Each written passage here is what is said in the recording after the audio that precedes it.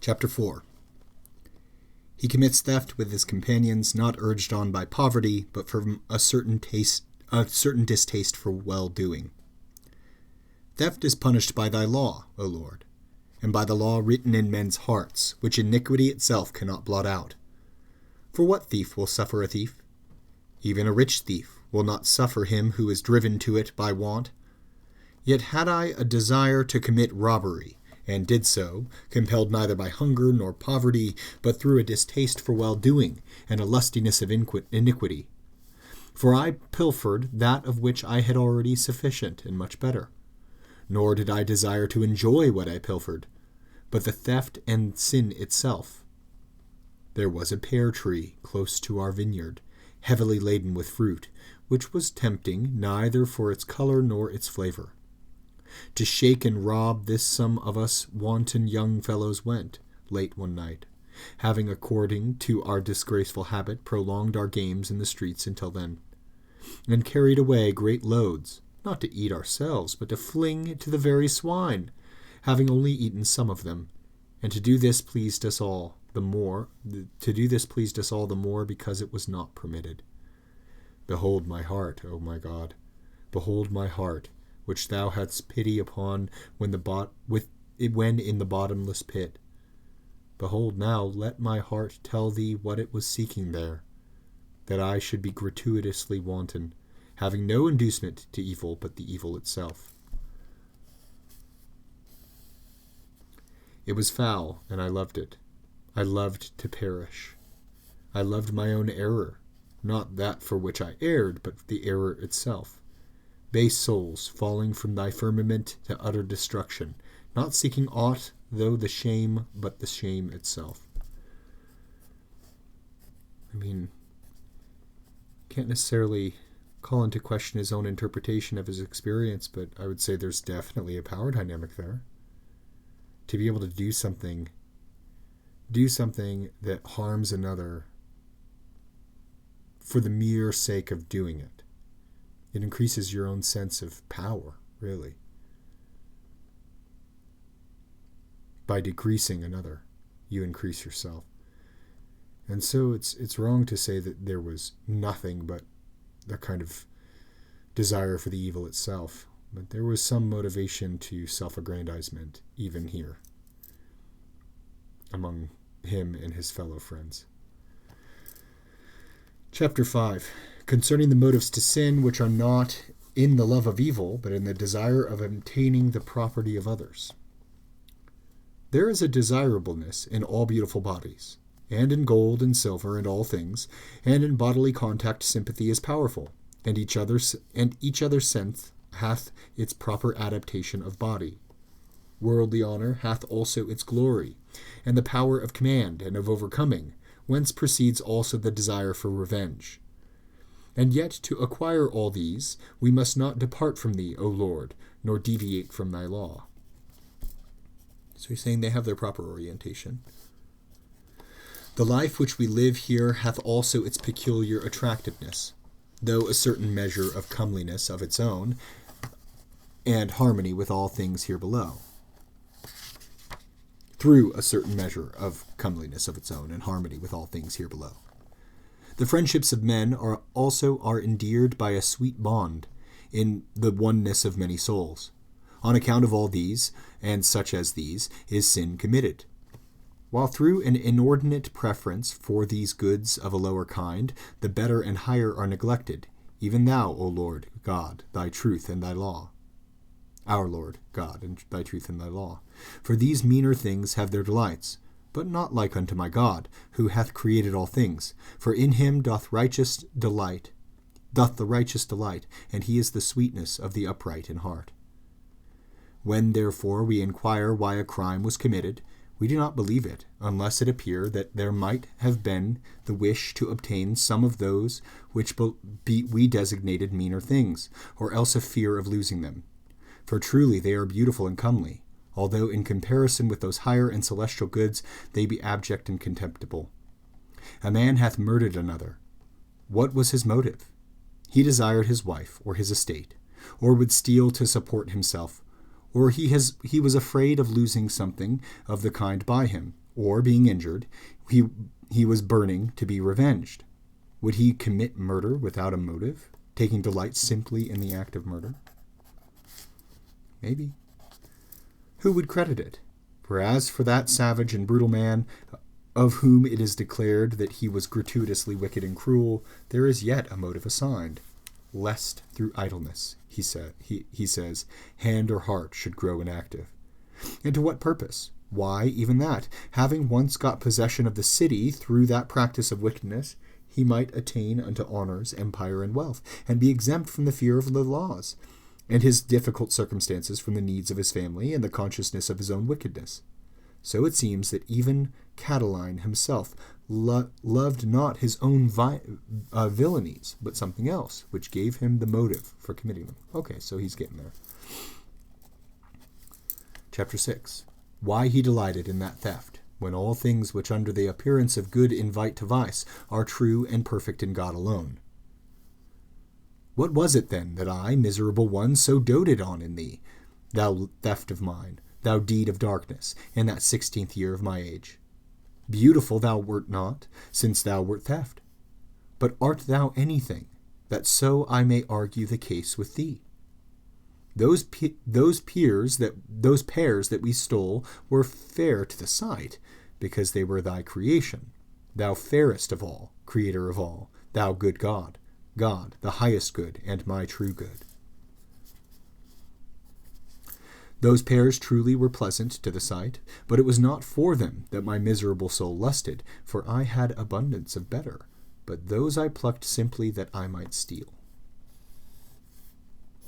For having plucked them, I threw them away, my sole gratification in them being my own sin, which I was pleased to enjoy. For if any of these pears entered my mouth, the sweetener of it was my sin in eating it. And now, O Lord my God, I ask what it was in the theft of mine that caused me such delight. And behold, it hath no beauty in it, not such, I mean, as exists in justice and wisdom, nor such as is in the mind, memory, senses, and animal life of man, nor yet such as the glory and beauty of the stars in their courses, or in the earth, or the sea, teeming with incipient life, to replace as it is born that which decayeth, nor indeed that false and shadowy beauty which pertaineth to deceptive vices. For thus doth pride imitate high estate, whereas thou alone art God, high above all. And what does ambition seek but honors and renown, whereas thou alone art to be honored above all, and renowned forevermore? The cruelty of the powerful wishes to be feared, but who is to be feared but God only, out of whose power what can be forced away or withdrawn? When or where or whither or by whom? The enticements of the wanton would fain be deemed love, and yet is not more enticing than thy charity, nor is aught loved more healthfully than that, thy truth, bright and beautiful above all. Curiosity affects a desire for knowledge, whereas it is thou who supremely knowest all things. Yea, ignorance and foolishness themselves are concealed under the names of ingenuousness and harmlessness, because nothing can be found more ingenuous than thou. And what is more harmless, since it is a sinner's own works by which he is harmed? And sloth seems to long for rest, but what sure rest is there besides the Lord? Luxury would fain be called plenty and abundance, but thou art the fullness and unfailing plenteousness of unfading joys. Prodigality presents a shadow of liberality, but thou art the most lavish giver of all good. Prodigality looks like freedom, but it's bondage, because it's disconnected from the good. Covetousness desires to possess much, and thou art the possessor of all things. Envy contends for excellence, but what so excellent is thou? Anger seeks revenge. Who avenges more justly than thou? Fear starts at unwanted and sudden chances which threaten things beloved, and is wary for their security. But what can happen that is unwanted or sudden to thee? Or who can deprive thee of what thou lovest? Or where is there unshaken security save with thee? Grief languishes for things lost in which desire had delighted itself, even because it would have nothing taken from it, as nothing can be from thee. Thus doth the soul commit fornication when she turns away from thee, and seeks without thee what she cannot find pure and untainted until she returns to thee. Thus all pervertedly imitate thee who separate themselves far from thee, and raise themselves up against thee. Everyone imitates the good, even when they're stuck in patterns of iniquity. But even by thus imitating thee, they acknowledge thee to be the creator of all nature, and so that there is no place within they can altogether retire from thee. What then was it that I loved in that theft? And wherein did I, even corruptedly and pervertedly, imitate my Lord? Did I wish, if only by artifice, to act contrary to thy law, because by power I could not, so that, being a captive, I might imitate an imperfect liberty by doing with impunity things which I was not allowed to do in obscured likeness of thy omnipotency? Oh, because it was power that he sought? Behold this servant of thine, fleeing from the Lord, and following a shadow. O rottenness, O monstrosity of life, and profundity of death! Could I like that which was unlawful only because it was unlawful? Well, no, he's nailed it. Because he would be as God without God, which is to do evil in the likeness of good. I've been thinking a lot about the LGBTQ cult lately, and because I have family that, or people close to me that are deep within it, but the Eucharistic meal in Orthodox Christianity is described as us vicariously participating in the offering of Christ, by Christ, to the Father. So we offer unto thee on behalf of all and for all.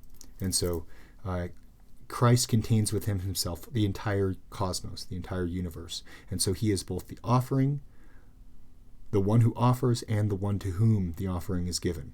He is all of it. Well, the LGBTQ cult attempts to make everybody such an offering in their own siloed universe. So every person is a universe, a cosmos unto themselves, that is disconnected from everyone else except in the desire to be a cosmos. And so they offer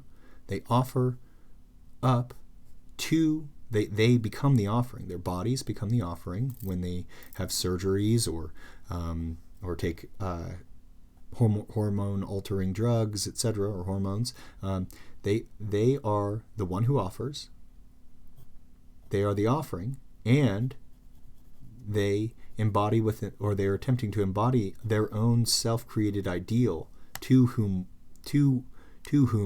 their offering of bodily transformation is given. And so they sum up within themselves the entirety of the movement. They are the offering, the one to whom it is offered, and the one giving the offering.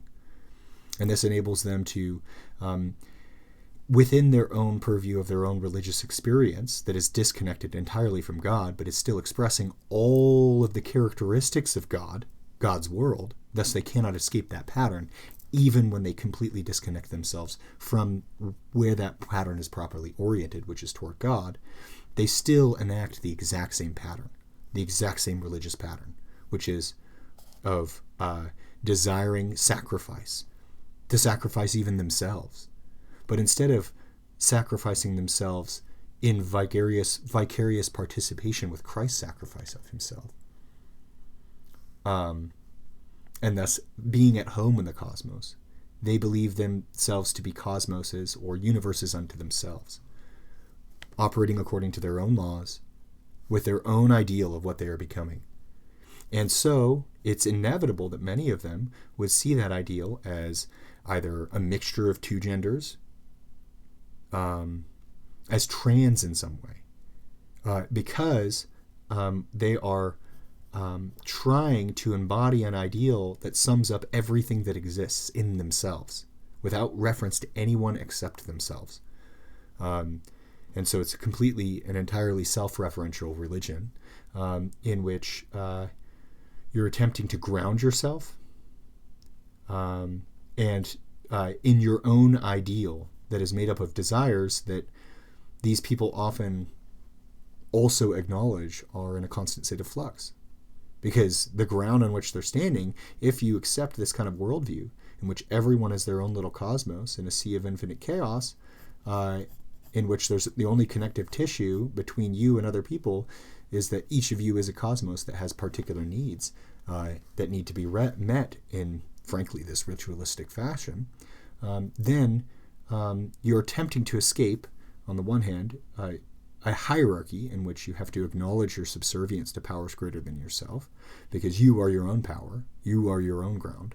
But at the same time that you're trying to deny hierarchy, you're fitting yourself within a hierarchy of those whoever has the most complex ideal and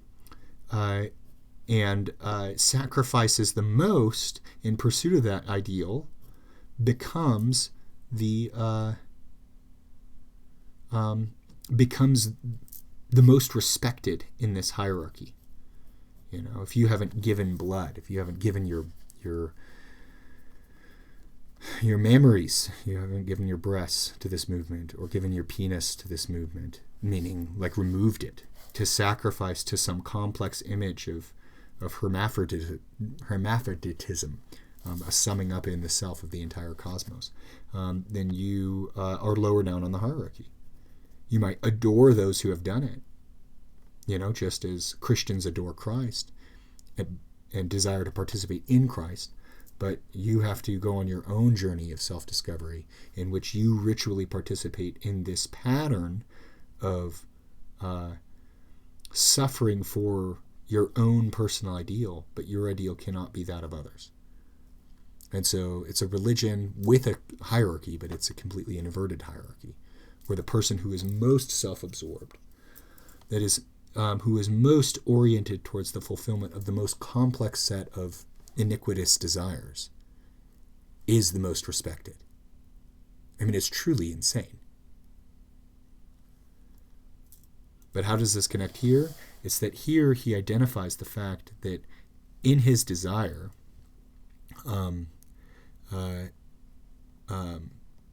thus all who pervertedly imitate thee, who separate themselves far from thee, and raise themselves up against thee. All pervertedly imitate God. And who is God? Christ, who is the offering, the one who is offered, or the one who offers and the one to whom the offering is given. And so what does every person who runs away from God do? They make themselves into an offering offered by themselves to themselves.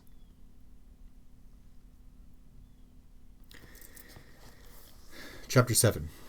He gives thanks to God for the remission of his sins, and reminds everyone that the supreme God may have preserved us from greater sins. What shall I render unto the Lord? That whilst my memory recalls these things, my soul my soul is not appalled at them. I will love thee, O Lord, and thank thee, and confess unto thy name, because thou hast put away from me these so wicked and nefarious acts of mine.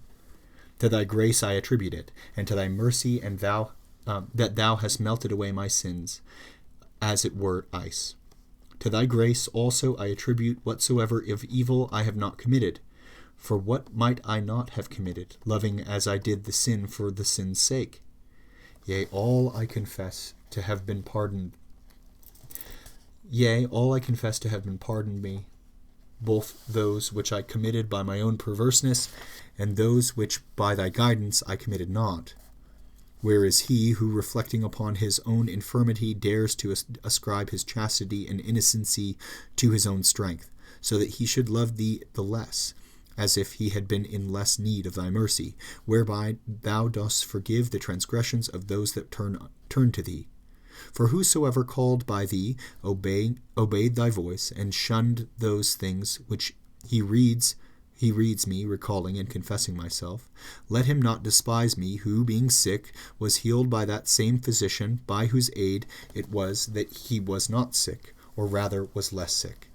And for this let him love thee as much, yea, all the more, since by whom he sees me to have been restored from so great a feebleness of sin. By him he sees himself from a like feebleness to have been preserved. Chapter 8. In his theft he loved the company of his fellow sinners. What fruit had I then, wretched one, in those things which, when I remember them, cause me shame, above all in that theft which I loved only for the theft's sake? And as the theft itself was nothing, all the more wretched was I who loved it. Yet by myself alone would I not have done it. I recall what my heart was. Alone I could not have done it. I loved then in it the companionship of my accomplices with whom I did it. So this is the community aspect. A facsimile of communion, but not the substance thereof. I did not therefore love the theft alone, yea, rather it was that alone that I loved, for the companionship was nothing. I mean, this gets at the upside down futility of companionship in iniquity. No matter how that iniquity is clothed in pious-sounding epithets. What is the fact? Who is it that can teach me? But he who illuminateth mine heart and searcheth out the dark corners thereof. What is it that hath come into my mind to inquire about, to discuss, and to reflect upon? For had I at that time loved the pears I stole, and wished to enjoy them, I might have done so alone, if I could have been satisfied with the mere commission of the theft by which my pleasure was secured. Nor indeed I have provoked that itching of my own passions by the encouragement of accomplices. But as my enjoyment was not in those pears, it was in the crime itself, which the company of my fellow sinners produced.